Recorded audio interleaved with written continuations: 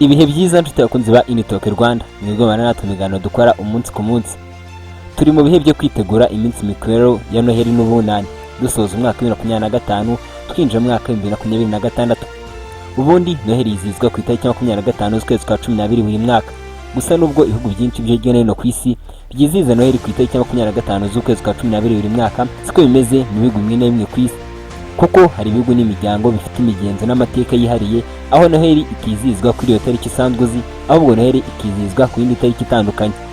Ibi ahanini biterwa n'itandukanire mu madini, ikoreshwa za kalendari zitandukanye ndetse n'imyemerere n'umuco byihariye byagiye byubakwa mu bihe bigiye bitandukanye by'amateka. Uyu munsi mu kiganiro cyacu tugiye kurebera hamwe ibihugu bitajya byizihiza Noheli ku itariki 25 z'ukwezi kwa 12, ahubwo ibihugu bikaba bikoresha amatariki atandukanye n'itariki 25 z'ukwezi kwa 12 mu kwizihiza Noheli. Icyo nagusaba ni ukubana nanjye kuva none kugera ku musozo w'ikiganiro cyacu, kandi nimba ari ubwa mbere ugeze kuri Initalk Rwanda ugakunda ibyo dukora, nagusaba ko wakora subscribe ubundi ukajya natwe ibiganiro dukora umunsi ku munsi. Ubundi nk'uko mwese mubizi, umunsi mukuru wa Noheli wizihizwa n'abakristo b'amadini agiye atandukanye, ukuyemo abakristo b'Abadiventiste umunsi wa karindwi n'andi matorero atandukanye, ukongeraho n'abayoboke b'idini ya Islam. Aba nibo bantu batajya bizihiza Noheli. Mu Rwanda twizihiza Noheli ku itariki 25 z'ukwezi kwa 12 buri mwaka.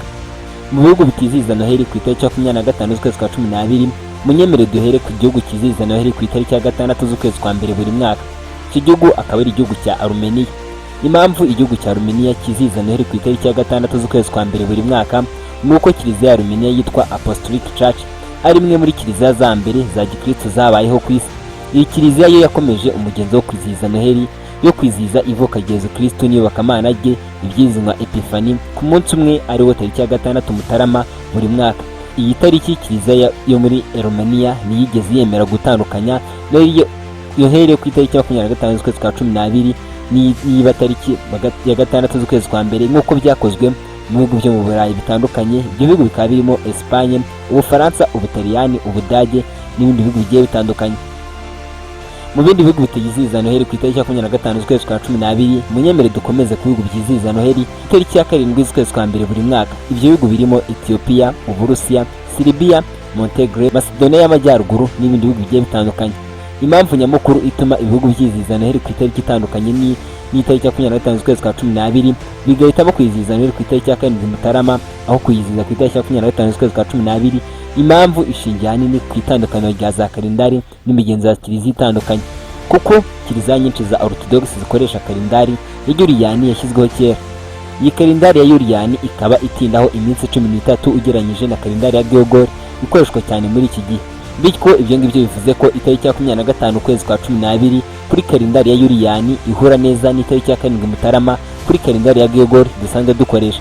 Ibi bigatuma ibihugu twavuze haruguru byizihiza Noheli ku itariki ya 7 Mutarama buri mwaka. Mu bihugu bitizihiza Noheli ku itariki ya 25 z'ukwezi kwa 12, munyemere dukomeze ku bihugu bizihiza Noheli ku itariki ya 24 z'ukwezi kwa 12. Ibyo bihugu birimo Sweden, Austria, Finland, Norvège, Slovakia, Hongria, Iceland ndetse n'ibihugu bigiye bitandukanye.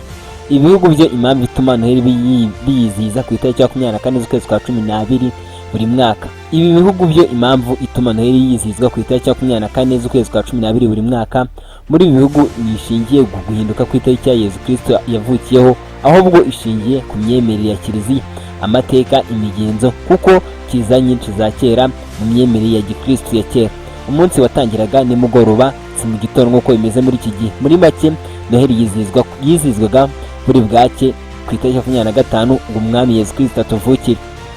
Mu bihugu bitizihiza Noheli ku itariki ya 24 z'ukwa 12, munyemere duvuge ku bihugu bitijya byizihiza Noheli na rimwe mu mwaka bigendeye ku myemerere y'amadini, umuco, amateka cyangwa se politiki.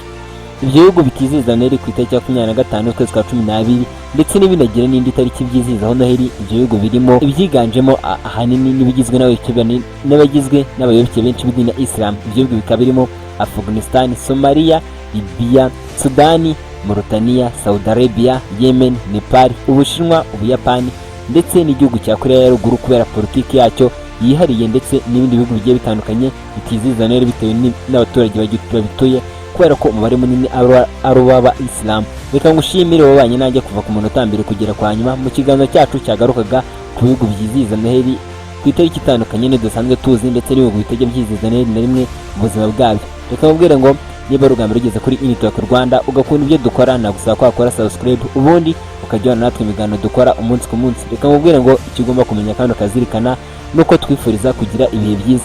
Reka mbona no kukwifuriza Noheli nziza n'umwaka mushya muhire 2026.